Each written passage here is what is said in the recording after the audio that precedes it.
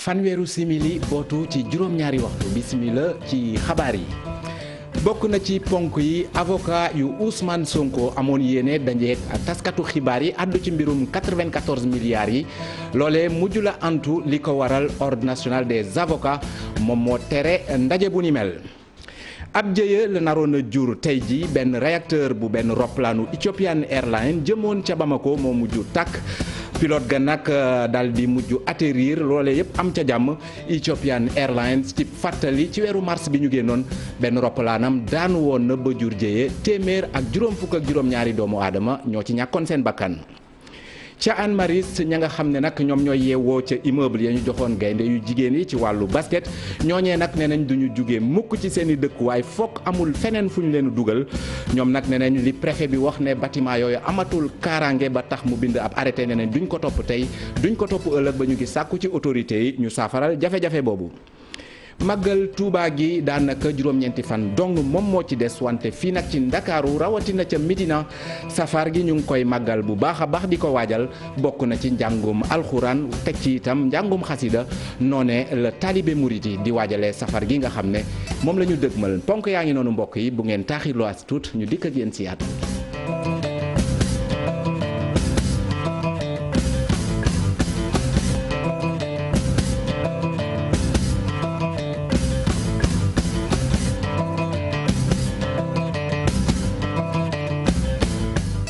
asalaamaaleykum mbokki xarit yi ñi seetaan dal leen ak jàmm ci ëttu xibaar yi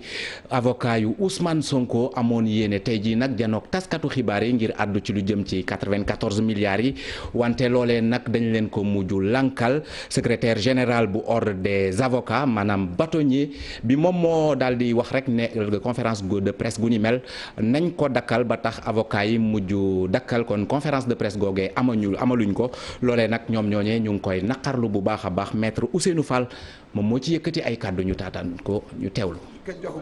kenn joxaguñu motif bi parce que léegi à l'instant la ñu wax que dañ ko tere ñun nag suñu aajo mooy suñu défense bi kenn du ko faiblir kenn du ko yàq donc loolu moo tax fu mu nekk nii mënuñ leen jox motif te mënuñu aussi continuer. ci conférence de presse bi léegi dañuy conférence dañuy yàlla may wër-gu-yaram jàmm fan yi bu ñëw bu soobee yàlla may ñu fekk ko tal ko dinañ fi dajawaat. wax naa leen ko sànq ci bopp xibaar yi ab jëye nag la naroon a jur benn roplaanu Ethiopian Airlines jëmoon ca Bamako benn réacteur bi nag moom mujj tàkk loolee nag jur fitna.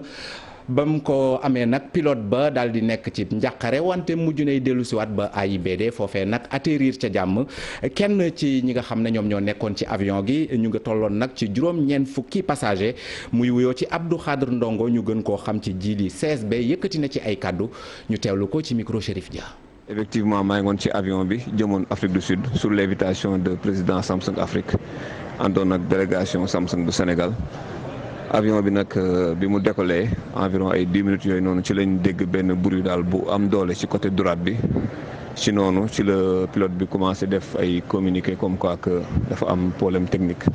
ci noonu ci la commencé def le tout pour retourner avion bi pour indiwaat ko aéroport Diass waaw ba actuellement daal ñu ngi toog nii di leen déglu ba xam daal nan lañ maa def ba mën a eggalee suñu voyage ci même jour incha allah. mbooloo mi moom je sais que tiitoon nañ loolu wax dëgg yàlla ndax ku ne xam na ni moom problème ci avion moom xam nga kenn mënu ko expliquer quoi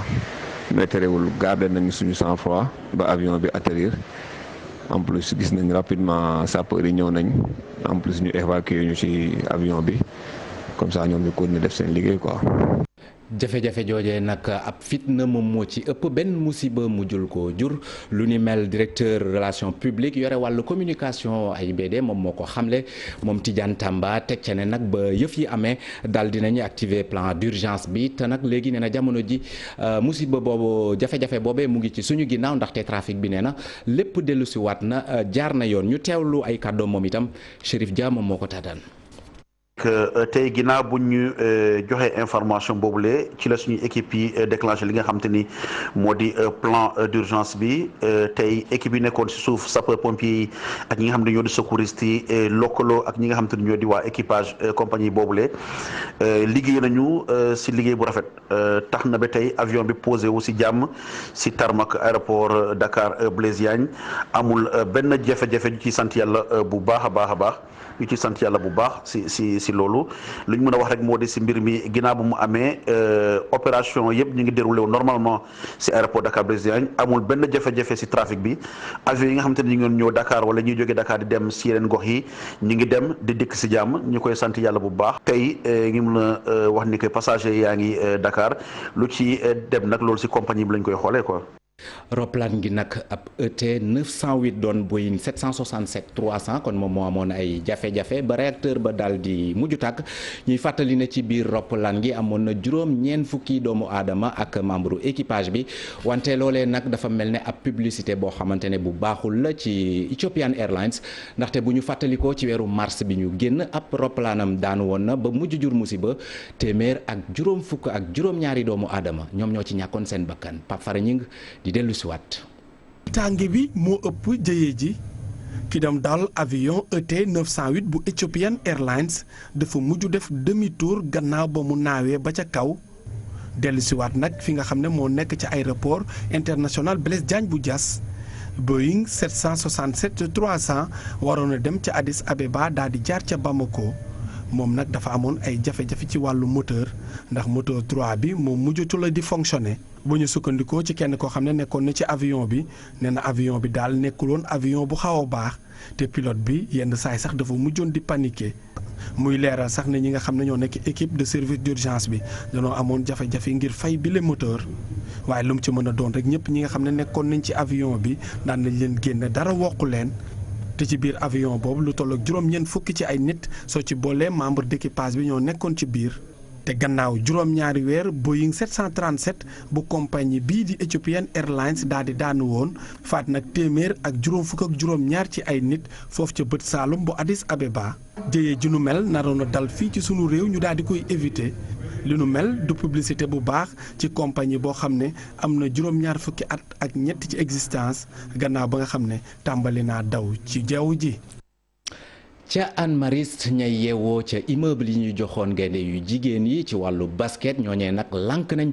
ne nañ du ñu jugee ci seen i dëkkuwaay faaw amuñu nag feneen foo xamante ne fa lañ leen di dugal ñeneen nag doonte préfet bu Ndakaaru xaatim na nag ab arrêté ngir ñu jugee foofee ne nañ loolee duñ ko def tey duñ ko def ëllëg ba tax nañu ngi sàkku ci kilifa yi ñu saafaral leen seen i jafe-jafe Aïssatou Gueye Ba.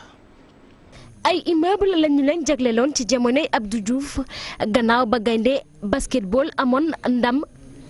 tey jii ab arrêté la préfet bi taxawal ngir jële leen fa. mais duñu ñëw à la grande surprise andi ñu ay arrêté te tey jii immeuble bu amee problème su ñoom la du su ñun parce que ñoom ñoo fi tabax loo xam ne que moo andi problème bii amul garantie ñu jël antenne buy def presque ay tonnes aj ko sa kaw immeuble ba. ay fissure am lu nekk mais taxu ñu xale ya ngi toog muñ ko fi kon tey jii bu ñu ñëwee nañu génn leen par respect war nañoo toog wax ak ñun ñu discuter te ñu wax ñu tamit fi ñu war a dem. ay gaynde bu basketball yi woote rek ngir am ay pexe li ñu ñaan rek mooy autorité yi lee jàppale leen. moo tax ñu toog fii di wax di xaar nag suñu ministre des sports suñu président de la fédération de basket les anciennes gloires. nouvelle génération bi ñu épaulé ñu ànd si ànd bu rafet dafa suñu basket bi si basket bu rafet ñu delluwaat suñu ay kër dund bu rafet loolu rek la ñuy ñaan. ñoom ñee yàgg liggéey ngir jëmub kanam basketball fii ci Sénégal li ñu bëggoon rek tey mooy ñu gën leen jàppale ngir ñu mën a génn ci tolof-tolof yi ñu nekk. ñuy fàttali ne arrêté bi préfet bi jëloon nag ñu ngi ko xaatimoon fanweeru fan ci weeru septembre bi ñu génn gannaaw nag ab visite mu aju ci wàllu kaaraange commission interministérielle bi yore wàllu protection civile moom moo defoon lu ni mel ci loolu nag préfet bi xamle sax ne kon immeuble yooyee kaaraange amatu ci ba tax na ña fa dëkk dañu war a génn nu mu gën a gaawee ci loolu nag préfet bi si boppam sax moom moo daal di waxoon ne ca zone boobu lu jëm ci courant gi nañ ko daal di dakkal foofee. bu ñu sukkandikoo ci rapport FAO bu 2019 ci àdduna bi boo moyul téeméer ak juróom-ñaar fukk ak ñaari doomu aadama maral dina leen dal moo xam ci Afrique la ñu ne nag situation googee sax Sénégal mën na cee ñàkk rëcc docteur Tamsir Mbaye nekk ab gëstukat ca ISRA di dellu si ci ana lan moo waral lu ni mel ñu teewlu ay kàddoom ci micro yi bu Diouf. nañ rapport FAO bi di wax ni xiif mën na am ci goxu Afrique bi ba laalaale Sénégal lu bari mën na koo leeral bokk na ci suuf si ñuy jëfandikoo di ko bay ni mu ñàkke doole beneen bi mooy coppeeku jamono ji taw yi waxtu wam daan tawatu ko waxtu wa taw bi daan jeexatu ko beneen bi tamit mooy jiw ndax jiw dañ ni téeméer boo jël jiw bu baax fanweeru li ngay am boo bayee ba pare jiw bu baax moo koy indi ñaari saafara la benn bi ci lu jàmp il faut que ñi nga xam ne nar na leen a dal gouvernement bi jël ay matukaayam ngir dem taxawu leen loolu xam naa gouvernement bi mi ngi ci dina ko def mais beneen bi il faut que ñu am saafara yoo xam day tax lii du am wala buy amit dootuñu ko yëg. ca Scat Urbam ab ndox mu bon boo xamante ne ay eaux usées la maanaam ànd ak xet gu bon a bon mboomee nag moom moo tere askan ba ñu nelaw ba yandoor ba tax na ñu koy naqarlu ñu xamle ne ndox yooyee nag boo moyul seeni doom ya nga xamante ne dañ cay jaar mën na leen jural ay lorange ba tax na nag ñuy sàkku ci kilifa yi ñu def kéem kàttan ba loolee ñu saafara ko ci seenub gox Habib Faye Modou Diop. fii nii la ndox mi di bawu ndox mi nag xet gi muy génne neexut benn yoon ci noy yi ndax lu ko waral mooy canal bi dafa fat tax na koñ bi yëpp taana ci diwaanu Scat Urbam la ñu nekk askan wi ñoom xamatuñu ana nan rek la ñuy def. woote na ñaari yoon kenn wuyu defaraluñu dara bàyyi koñ bi mu mel ni koñ bi dafa mel ni amul chef de quartier amul dara xooluñu ñu gestuwuñu ñu ànd ak suñuy doom di xuus ci ndox mi kër gaa ngi ne xejj canal yi sotti canal bi fan yëpp noonu la mel day xelli ba jumaay ja jéem ñu ñoo lijjanti koñ bi dafa mel ni amul chef de quartier amul maire amul dara. mi ngi nii dama ko commencé fii gis nga ko nii moom laa commencé roose fii ba fële di ko roose ndax suñu néeg yi cuuraay nanu ba mënatunoo cuuraay lu ne def nanu ko garas yi rek lu nu am def nanu ko ci xam nga ni lii am ak yow lu ëpp fukki fan xamoo ci menn pexe xale yi jël nañu déboosé lu ne gas nañu def nañu lu ne mënuñu ci dara. ndox mi li mu leen jural bëri na yàq tali bi teg ci itam embouteillage yi saa su ne boo ci doolee askan wi ne ñoom seen wér-gu-yaram mi ngi tagga témbe kon bi ñëpp a feebar doon parce que lii c'est dangereux rawatina xale yi ndaw yi gën di foo ci mbedd bi xale yi dañuy foo ci mbedd def seen tànk ni gën dem fii bëri na yàq oto jaamur yi même bul dégg sax mais déjà feebar bu ñu jox c'est dangereux ah tali bi moom fii mu amatul tali bu ñu la am na tali ko doo ko gëm da koy dagg ba ca jàkka ja ba ci pentola bi lépp te fii la démarré fële moo amul njëkkoon am turu di versé ba fii tey léegi fii commencé woon encore mais loolu c'est pas normal. ndaw ñi muy tuut tànk yi ñoom bàyyiwuñ leen benn yoon te lañu sàkku rek moo di ndimbal. te xale yaa ngi nii ku ci feebar seen papa lu nekk lañ ciy ñàkk ñenn ñi seen i papa gaañu nañu ñi ci def seen i maama leen yor. canal bi chaque jour dañ koy ubbi jeex ba sonn ndox bi du mun a dem chaque jour maire bi day yor affaire bi bant bi di tibb chaque jour day wax xale yi nañ tibb mënuñu si dara xanaa kuñ si mën a jàppale rek te yàlla tax. assainissement état moo koy defar mais ñun mënuñu ko defar amuñ moyen bi ñu ko defaree. est-ce que woote ngeen. plusieurs da ngay woote sax kenn du la faal da ngay mujj sax da ngay mujj énervé yow da ngay occupé sa bopp bàyyi leen. lii di ab jafe-jafe gu metti goo xamante nit ñoom ñu ngi koy dund ay fan a ngi nii ñuy yeewoo ci diwaanu Scat Urbam lay seen jafe-jafe moo di wàllum assainissement te itam ñuy yuuxu wàllooy. wàllu njàng mi ak xibaar bi nga xamante ne premier ministre ba woon daal di xamle ne nguur gi léegi dina waxtaan ak organisation syndicale yi yëpp loolee nag G7 rafetlu wu ko Saourou Sène di secrétaire général bu CUSEMS ne nag ñoom du ñu nangu benn yoon nguur gi di wax ak organisation yëpp ndaxte def nañ fi ne na ay élection de représentativité wante loolee nag Amath Suzanne Camara dafa jàpp ne lu war la ndaxte ne na minorité yi ñuy wax ñooñee itam dañoo am seeni kàddu te lu am solo lay doon Pafara ak Modou Diop ci reportage bi. waa G7 di mbootaayu syndical boo xam ne du yëngu ci wàllu njàng mi nee nañ mukk duñu nangu état bi di waxtaan ak ñi nga xam ne ñoo nekk waa G20 bu dee mbootaay moom sax di G20 ñoom rafetlu nañ li premier ministre bi wax. ñun ñëpp ñoo toog ak gouvernement wu Sénégal syndicat yëpp yi bokk ci njàngale mi ñu xaatim benn document benn texte buy wane ni élection yi yu ci tukkee nii la ñuy xel di doxali gis nga doxalin woowu ñu tënk ci papier du ñu nangu mu kenn salfaañe ko duñ ko nangu. di xaar aussi gouvernement bi loolu mu def ko tax waroon na ko def bu yàgg ndax loolu élection de représentativité moo fi amoon gouvernement bi imposé ñu am 10% rek lay waxal lay toogal loolu tegul fenn mais tey dialogue buñ na dialogue ñëpp ci bokk. Le dialogue est inclusif donc waroo bàyyi ñii bàyyi ni ndax loi bi moo ko permettre. secrétaire général bu CUSEMS nee na nguur gi warta nag violer lii di texte yi Saourou Sène jàpp ne ñii di waa G20 dañoo war a ñëw ci ñoom wax leen seen i jafe-jafe buñ jàkkaarloo nguur gi daal koy mun a wax. bu ñu toogee ñun G7 ak yeneen organisation syndicale mais ñu waxtaan ci suñuy jafe-jafe mais loolu bu amee nag syndicat wu G7 ñoom ñi nga xam ne arrêté bi ñoom la wax ni ñoom ñooy discuter ak gouvernement ñu porter question yooyu devant le gouvernement. G7 wala G20 liñ ci mën a jàpp mooy seen revendication yi benn lañu bëgg mooy la ñu xaatimoon ak nguur gi ñu sàmmoon teg loolu. mooy lenteur administrative yi di am. acte yi di yéex a génn acte de validation acte de reclassement acte d'avancement yooyu moom vraiment dafa war a gaaw warul yéex rappel yi aussi enseignants yi dañuy xaar seen rappel ay ati at duñ ko jot tey boo xoolee gouvernement bi mu ngi yoreel lu tolloog 100 milliards téeméeri milliards jàngalekat yi donc loolu da ko war a fay gaaw. xeex pour que li nga xam ne mooy système de rémunération des agents de l'État nga xam ne ñëpp d'accord nañ ni niñ ko tabaxee baaxul ñu xeex pour que ñu corriger ko. benn ay bés rek gannaaw ba ñu ubbee l'école li ancien premier ministre daal di wax ne organisation syndicale yëpp la ñuy waxtaanal li nu mel nag boo moytu dina indi jafe-jafe ci wàllu année scolaire bi. ñeent fukk ak juróomeeli promotion bu police nationale génn nañu tey ji ci lim ñu ngi toll ci junni ak ñeenti téeméer ak juróom fukk ak juróom-ñaar ñooñooy nag tey ji lañ leen tappal kon seen i épaulette ci ab cérémonie boo xamante ne jëwriñ ji ñu dénk biir réew mi moom moo ko jiite woon moom Aly Ngouille Ndiaye xamle fa sax ne yeneen recrutement yu bëri dinañu ko amal ci at yi ñëw muy sàkku nag ci ñoom ñu boole seen i doole ba nga xamante ne nag lépp lu jëm ci wàllu menace terroriste dinañ ko mën a artu ñu teewlu jëwriñ ñu dénk biir réew mi ci micro Modou Fall. La sécurité est le gage du développement durable. wàllu kaaraange nag moom la réew mu ne soxla ngir am nag lii di yokkute gu sax mu bokk nag ci li nga xamante ni rek mooy saxal liberté nit ñi loolee le président de la république xam nag moo tax kon mu jël ko def ko lii di service public ngir mu aar lii di citoyen yi loolu bokk ci priorité yu njëkk ci PSE. tey jii looloo waral kon effort yi ñu def ci wàllu recrutement ci wàllu fonctionnaire u police yi daañu ko wéyal ci at yi ñu dëkkmal ngir mën a am li nga xamante ne rek moo di niveau standard ci wàllu nag lim gi ñuy jàpp rek sécurité intérieure ak population loolee ñu yokk ci maanaam jagleel leen ay matériel tabax itam ay bërëbu police yu am solo ci mboolem réew mi li nga xamante ne nag mooy menace yi wër àdduna si sépp tax kon ba policier foo mënti nekk rek ñu boole suñuy doole ngir mën a jàmmaarloo ko loolu lay réew meek ñi ne bitim réew. Sécurité appelée à travailler conjointement.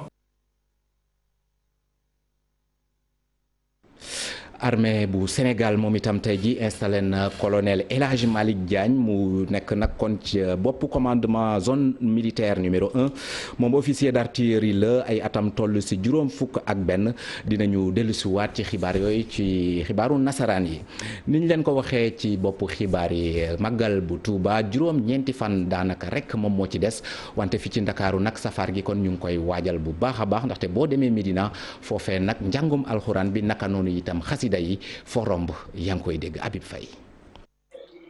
ab ngëm-ngëm gu dëggul lañu ci àndal liggéey ngir jox askan wi lañu lekk safar waral li ni mel tax taalibe murid yi génne seeni koppar ngir rek mën a bégal askan wi fii ci diwaanu Médina la nga fiy dégg moo di xasaayit ya ñuy jàng daayira bi moo def li ni mel